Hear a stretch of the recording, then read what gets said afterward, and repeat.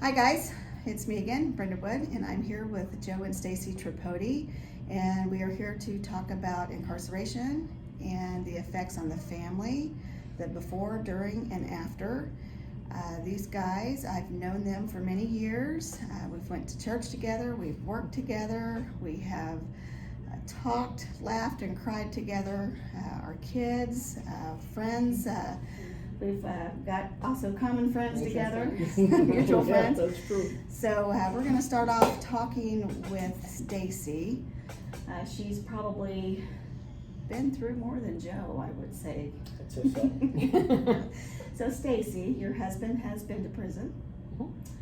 How did you feel when you first found out that he was going to be indicted? It was a long walk back to the apartment. I bet. And when I first found out about it, I wanted to kill him. I bet. How much of a strain was that on your marriage? Even more. We were on the verge of divorce anyhow, before this happened. And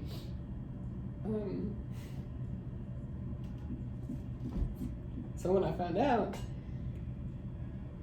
I was pissed. Absolutely.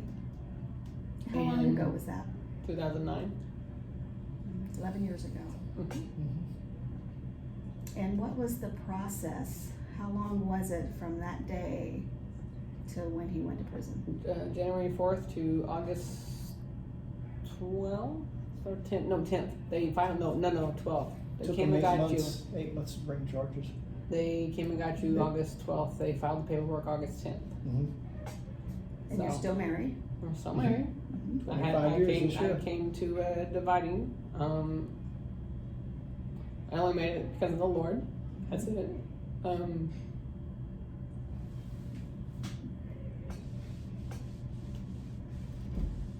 Needless to say, you love your husband very much. Yeah, I do. It was questionable before. The Lord used this to save my marriage. He did. I had to make a choice. Was I going to question both or just one? I chose to question both. And that's what led down the path that I went. So.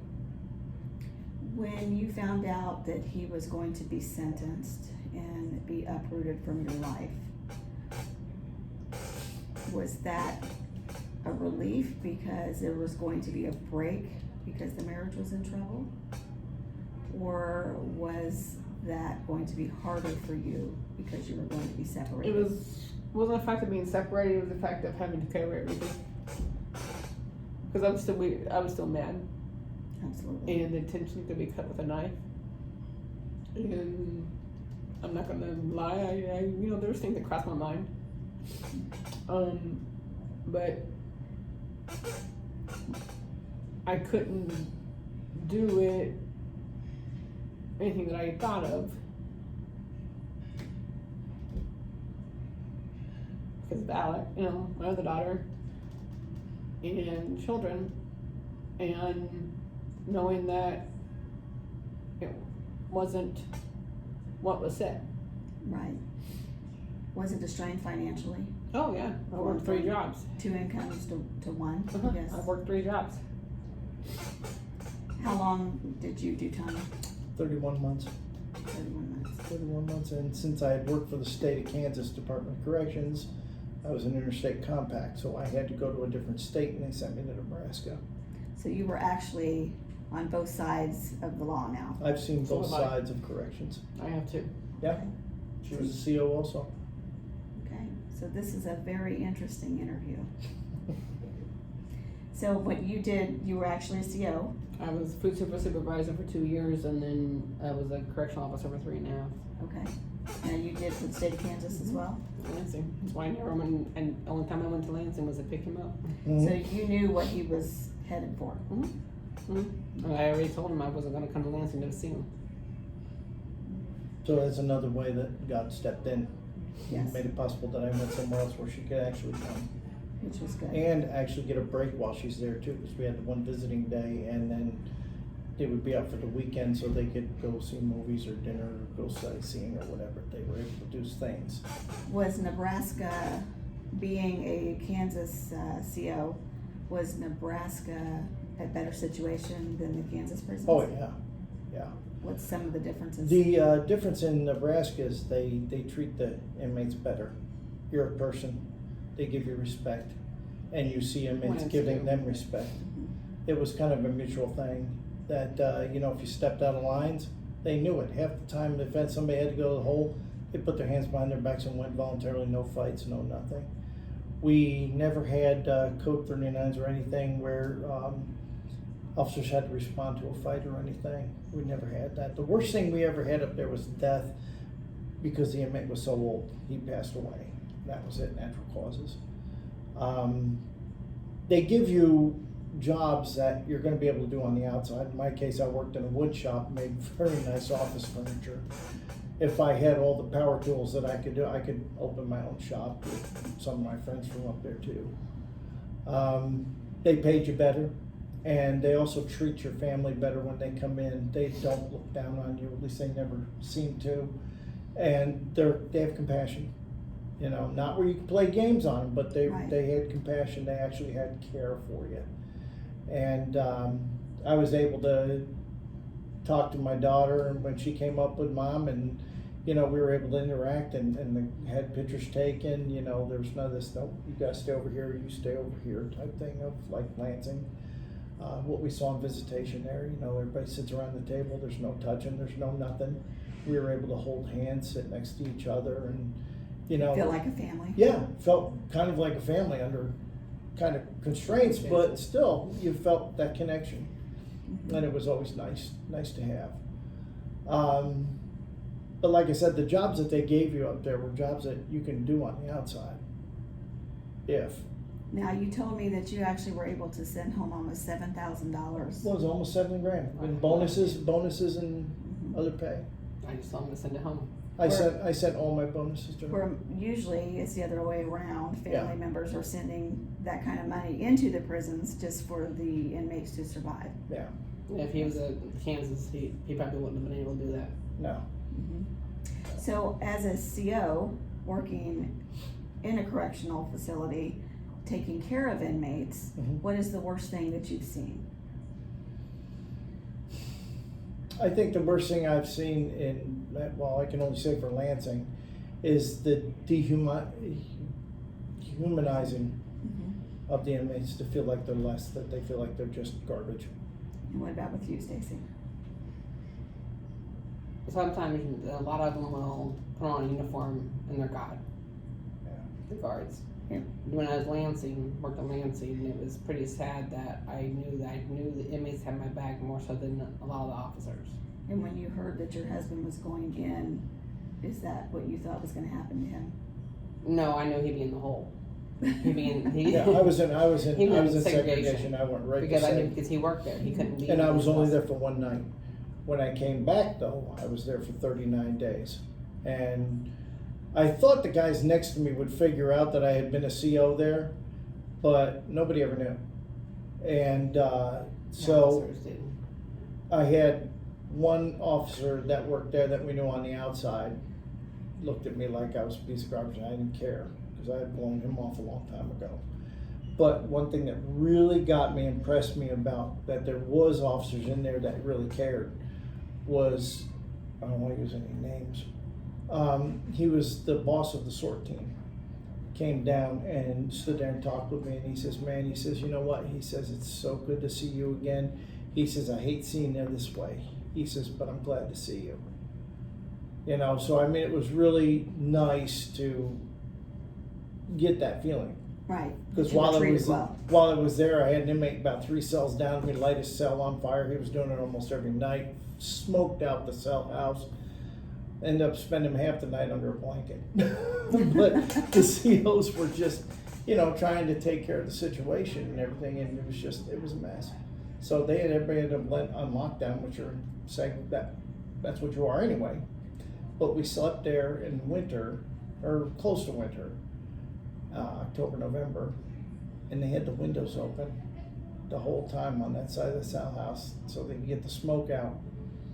Now, when I lived in New York, I was a firefighter up there, volunteer firefighter, and I know when you want to get smoke out, you put the fans in the door in the back and you blow it out. Right. They opened all the windows because they were mad. So it was our punishment. From one person. Yep. And froze out a whole side of the cell house. Oh my goodness. Yeah. So when he's calling home telling you stories, you believed him because you had worked in that situation. Yeah. But see, at that point, I wasn't writing her, and I wasn't I was writing her, but I wasn't calling her. That's all we were doing was letters, and so we weren't talking all the time. And I wouldn't come see him. No. So what point did the marriage turn around? Be right In Nebraska. In Nebraska. Before we left. Yeah, when we were writing letters together, all of a sudden she was writing about her and the girls in the women's studies were doing a study on the book of James. And I read that letter and I just started crying because I was just so thrilled to death because my roommate was a Christian man too, the former major. He and I are friends right now too. He's out. That's wonderful. But we were studying the book of James, and what we had was concordances and dictionaries, and we were tearing James apart. But it just hit me that, all right, Lord, you're doing something, because we were studying the same things. And I could see her spiritually getting stronger, and I was getting spiritually stronger. So when I was in Lansing waiting to get out, she hit me with possible bad news about not possibly being able to live together as a family at first, because we had our oldest daughter with us, our youngest daughter with us. And they said, well, I'm not going to be able to live there. And she said, well, it's just, I don't know how he's going to take it and everything. I said, listen, let's just give it to the Lord, let him handle it. It's going to work out. And both her and Pastor were like, that doesn't sound like him. You know? They were expecting me to blow up and have an attitude. And it was like, at that point, the Lord, I'm like Nebuchadnezzar. Mm-hmm. He separated me from my family. He put me in with the animals. He fed me vegetation, which you know, prison food. It's not very good. But, I mean, he humbled me. He humbled me. And that's why I said, well, Lord, if I get prideful again, please don't humble me the way you did the first one. I don't want to go through that again. But when I came home, it was a different attitude. And it's before that, I'm the man of the house. You know? Mm-hmm. Now it's like, we talk to each other about everything. You know, I don't think I have any surprises on her now. I mean, she knows everything about me. She knows about me, and you know, I know about her. But our marriage is closer, and we have a better communication with the Lord. She's not a big book reader, but I'm really thrilled to death that she's picking up the history of Christianity book that I showed her and everything, just to kind of give her an idea as to how things changed from when the Apostle John died to now, how things got jumbled up and muddied and everything. So just read it for herself. Right, But so, yeah, yours was, yes, you are. Yes, thank you. That's okay. She reels me back in. But In Nebraska was when mine was a decision I had to make. yeah. Okay, mine was, I went through the whole Bible looking for a reason to divorce him. He didn't cheat on me. There was no adultery. There was no beating. There was no nothing. I had to make that choice. I grew up with the parents teaching me your vows mean a lot. Well, I didn't realize how much testing my vows would be. So I could have easily divorced him. Easily. I had to make a choice. I made my choice. I stayed. So I came to that V.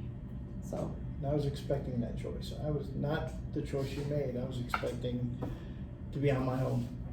Are you glad you made that choice? yeah, and then it's still hard at times because Absolutely. It is. I don't talk to my daughter. Yeah. And I have long forgiven her. I have no animosity to her as far as me. And I know we're not going to talk about that, Right. But I can say from a Christian viewpoint and that Jesus does forgive, Oh, yeah. which means we have to forgive, and she has a choice on her own that she has to make. Right. I know you guys know that. Oh, yeah. But on another stance on that, had this had not happened, and had you had not went to prison, you guys might have been divorced. Yeah, we would have been. And the you Lord, still might not have had a relationship with your daughter. Yeah. the Lord used this. What was meant for bad, He used for good. Yeah. I always tell everybody, I would not go through it again. I would never ever want to go through it again. But I would not want to change the outcome that it had. Absolutely. And we can't take anything away from him, because where I ended up was because of him. Because even in Nebraska, I could have ended up at the main prison. So you came out a better man. Yes. But he put me in safe conditions because he knew that I was a CO. You know, What's he the knew. worst thing you saw in a Kansas prison while you were incarcerated?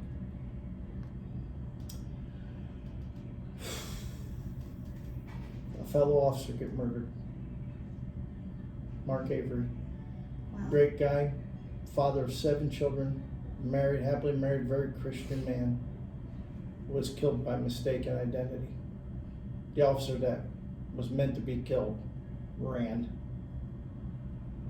and left Mark to walk around the corner by mistake, and he was murdered. 45-pound weight plate repeatedly to the head. When I saw him in the hospital, his head was about the size of a pumpkin, a big pumpkin. He passed away. And you were a correctional officer at the time? I was I wasn't there yet. right across the sidewalk from where he died. I was in segregation, but because we were in segregation, our captain wouldn't let us out. We had to stay in there because we had to get ready to process all people that were coming off that yard. So it can be very violent. Yes. Mhm. When those inmates came off that yard into the stripped down room, there was not one of them that faced a friendly face, mine included. We were ticked. And every one of those inmates got in there, and when they stripped out, their knees were shaking. When you went in, did that scare you? No, No. no. Because being on the other side, I knew what to do. I knew how to play the game, you know? And that's all it is when you go in there, it's a game. How to act. I And won't yeah, say you weren't. I won't say you were scared, but you I was you were on your apprehensive. toes. yeah, I was very alert, very apprehensive, but I didn't hesitate to puff my chest up and brace up on somebody if they start cornering me or something. So I had no problem with that. It's all show. You do that and they back off. I was actually respected when I left Nebraska. Not any reason because of that. Not the puffing up. Because the way I treated everybody else, they treated me back the same way. Like I said, up there, respect really carries a lot of weight. And you get it from the COs and you get it from your fellow inmates. It's Right. pretty much a respectful area. When I worked at Lansing, I gave respect where respect was given. Mm-hmm. I did not give it where it wasn't, Right. because they're humans. Absolutely. So that's, I felt like, hey, you're in there, you did your time, blah, blah, blah. You're a person. Mm-hmm. Now, the corrections officer didn't like that. Lansing didn't like the way I did that. But that lasted me. I was able to last there for 5.5 years Right. because of that. And you have to work with these people. Right. You're there with them. Was it 12-hour shifts? No, They- every they- day. they- 8 hours? Every day. Okay. You still had to watch over your shoulder, Mhm. being around the other officers. They were hitting on her and everything when I left. I left before her. Mhm. And they'd start They hitting on actually her and set 'em stuff. up. Hmm? And actually set them up. Yep. Yep. So, but I mean, Lansing was a good old boy system. You know, Kansas has a lot of work to do in their correctional system. The They inmates can were- turn a blind eye. They can, but it's still there. And the families, they look at the families and the inmates as they're worthless. The only reason I know We're that welfare is recipients. It's because, unfortunate. Yeah. because I've been on both sides on visiting. Mm-hmm. I've been on the correction side of visiting, and I look down on them. Hmm. As you were checking them in? Mhm. Yes. Yeah. And You then don't were coming realize, in. Mhm. right, you don't realize how much you're a judge until you get judged. Until you're there, you probably don't even realize you're doing it. And until I was in that same position, no, it wasn't at Lansing, it was at Nebraska. Right. I refused to go to Lansing. Yeah. But until you're in that position, that's when you realize. And Well, I felt it not going to Nebraska. It was the county. a real weird It was the county. feeling, a real weird feeling for me was I had a friend that was still in Nebraska, and I was able to get on his, I waited 3 years and I was able to get on his visitation list. So we went up for visitation.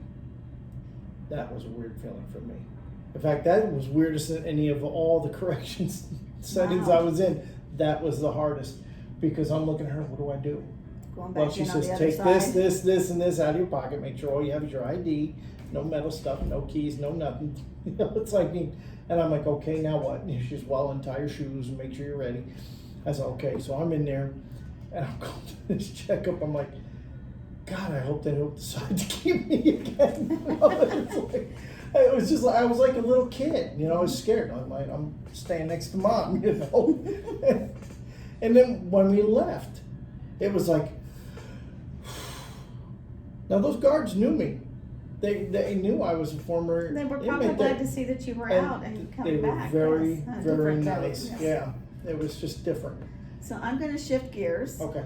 And I'm going to discuss what it's like now that you're out. You've been out now for how long? Going on 11 years. What is it like living life as a felon?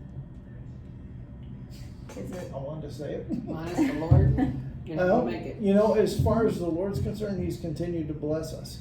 I could say it's been really, really difficult. The only area it's been difficult, besides on the family side, is the employment side. Mm-hmm. I went to go do an application, and the application had a director of the One division I was going into backing me up. And their legal area turned me down because of this crime that was 10 years ago. And he even came out and told me, he says, listen guys, he says, I don't know if you understand, I know this guy. He says, and if he had the money to do it and get a good lawyer, he wouldn't be in this situation. He'd still be driving. He'd have 12 years under his belt driving for me. He says, this guy is good people. Didn't make a difference. They said, we're not going to face a liability. We're not going to take a chance. And what about leasing a place or finding a So place to live? that's my. That's you tell about the apartment. That was great. Okay, so when a person gets out from prison, he has to have an address, Mm-hmm. okay, or he stays in.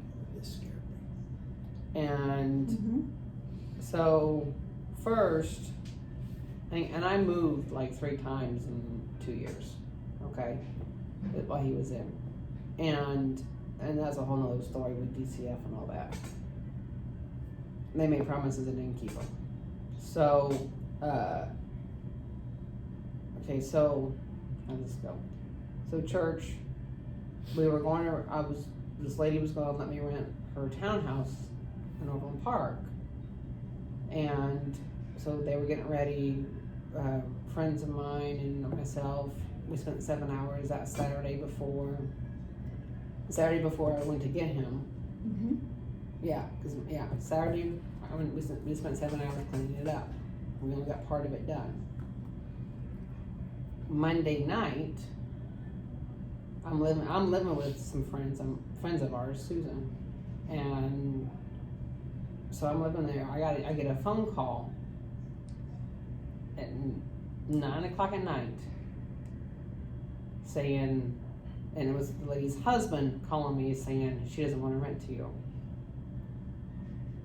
I lost it. She didn't have the balls enough to tell me herself. She had her husband call me. Mm-hmm. I lost it. I'm crying. I'm on the floor crying.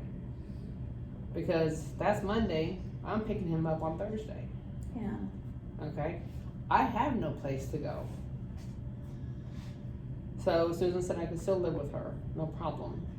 But he couldn't because our daughter was there. So Tuesday, I had a training that I had, a care training that I had to do and teach. So I'm driving down 435, I'm crying, in the car. I get a call from another lady at church. And she asked me what was going on, and she just felt like she had to call me. And I told her, she said, hold on, let me talk, to her husband. Well, they didn't really know him. Okay, they knew me, they didn't really know him. And so Wednesday, she calls me back and says he can stay here for 3 months. So that was Wednesday. Thursday, I go get him. I pick him up. I don't say anything to him. I mean, I hug him and all that jazz. Right. So we go to Walmart because Lansing lets you leave and you're. I look like the good humor man. Yeah. I bet. Mm-hmm. All So white. I said, honey, we're homeless. He about lost it. Well, I'm thinking about my parole officer. What am I gonna tell her? Mm-hmm. They're gonna put me back in. So I said, and this is what happened. I don't have time to say anything to anybody. But they had, Ray and Peggy had already said that he could live with them. So I got him. In fact, John and Rita was there, and that's who came and got us. And we got that. We went back to Susan. Susan said we could, stay the night there, the first night. Because once you get out, you get to, within 24 hours, I think you get to see the parole. Mm-hmm. So Friday we would do all our running. And so we spent the night at Susan's that Thursday night. Friday we did everything.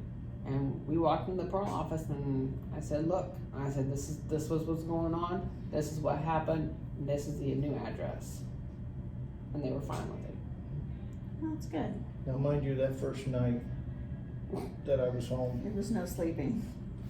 We were watching a lot of things. every time in Olathe, every time I heard a police car, You thought they were coming. I'd jump for out you. of the bed and look out the window.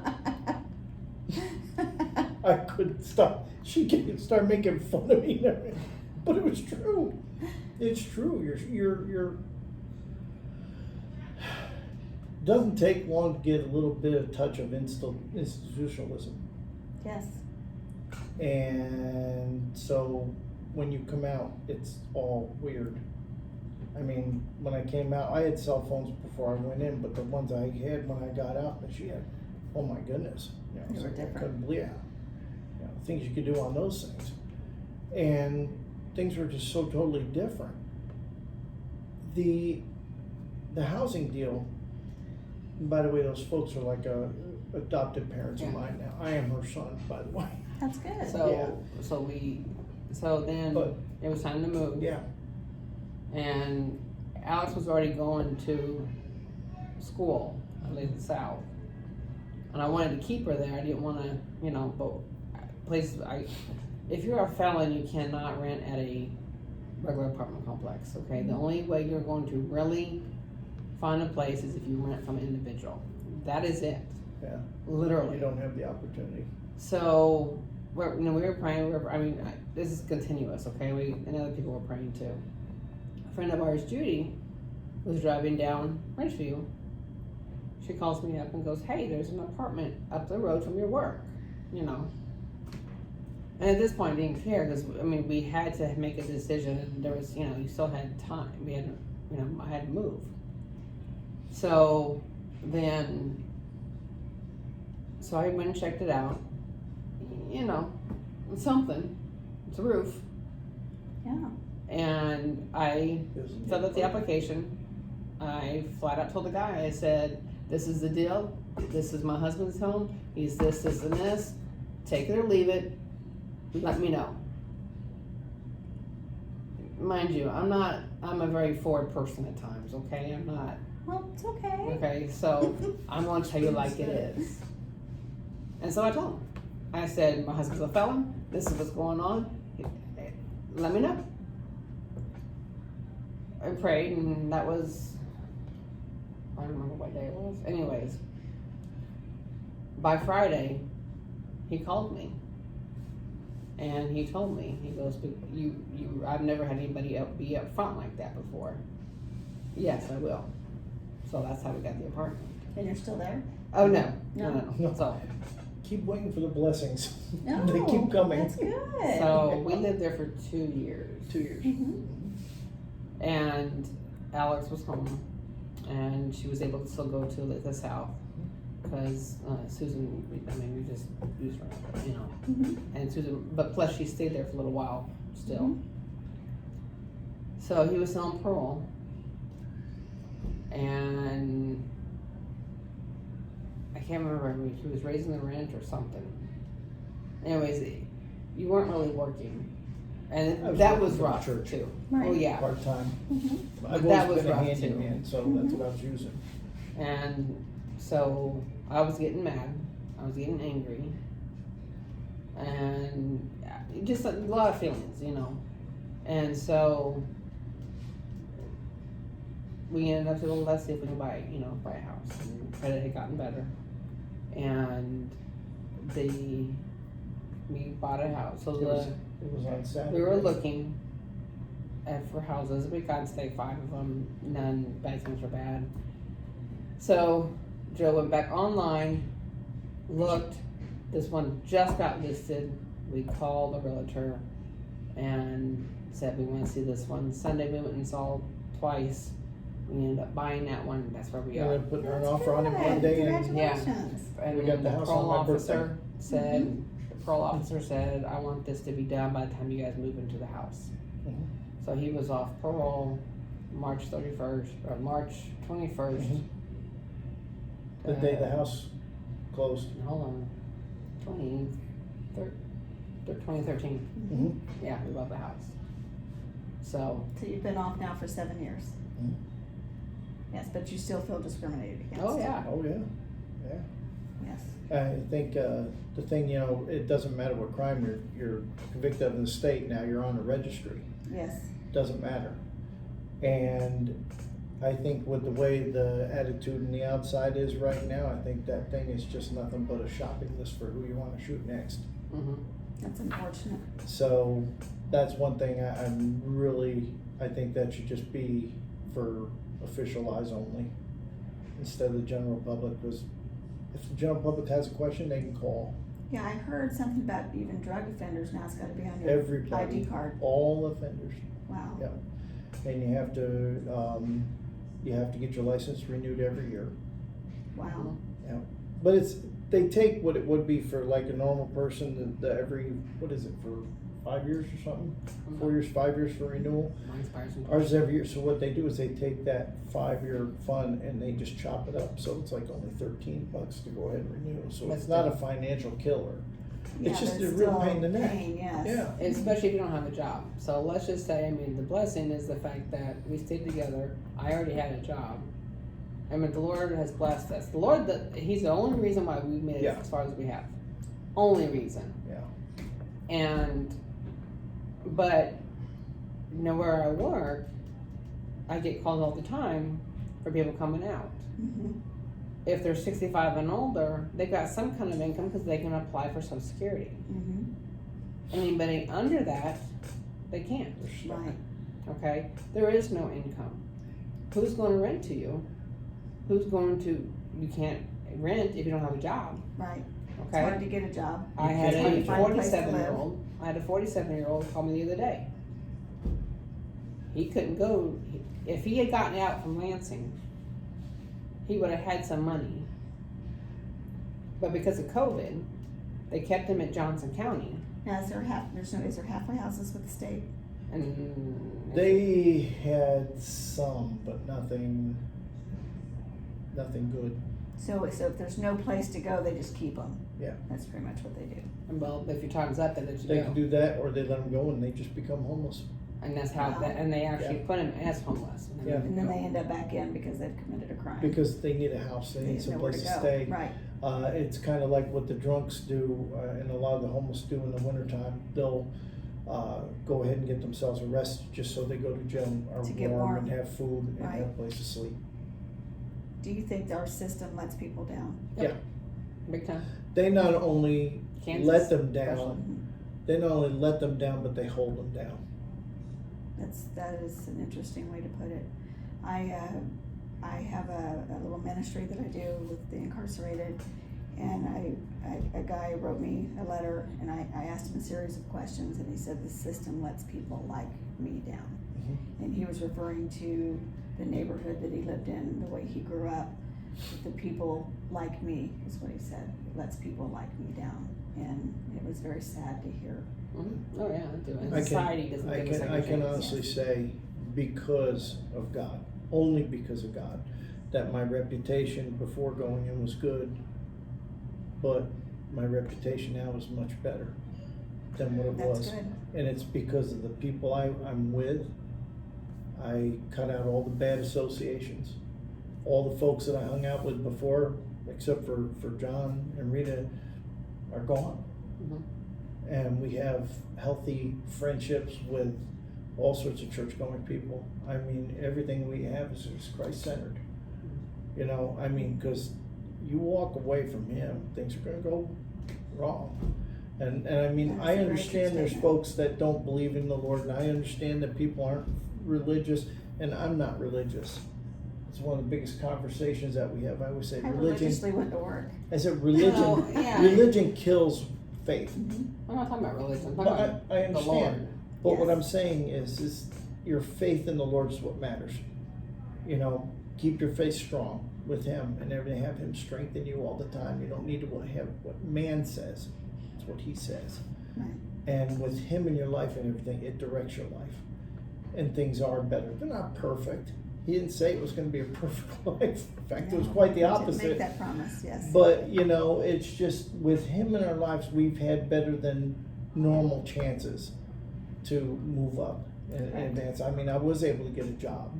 I worked for myself, and then I contracted myself out to another contractor and worked with him for how long did I work with Larry? It was like 2-3 years. And then for some reason, some customer of ours, which I could have gotten him in trouble for, wanted our social security number so she could do background checks on us. And I told him, I said, dude, I could have you arrested right now for giving out my information. And you can't She do had that. no business. Mm-hmm. If she wanted that and I didn't want to give it to her, I just don't work that job. Right. So what kind of? He ended up firing me. Oh my goodness. Oh yeah, he Wow. let me Well, go. you didn't need to be there for No, that. and I didn't, So because God had something better. we will conclude the interview. So give me one piece of advice to end on. Keep pressuring Kansas. Keep Okay. pressuring the corrections department. It's broken and it needs fixed, and until they open their eyes and see that it needs to be fixed, people are going to get hurt. People, and not physically. Their lives are just not going to be fruitful. They're not going to get up and be able to stand up with their heads up. They're always going to have to look with their heads down, and that's baloney. And do you believe people can change? Yes. Awesome. Okay. Thank you very much. But I wanted to say one more thing. Sure. Go ahead. Society needs to give second chances. I Yeah. agree. You can fix the correction system, that's fine. But if society doesn't give them and they get out, they're still, it's no good. That's true. I would agree with that. Yeah. Okay. Thank you guys. You're welcome. Welcome.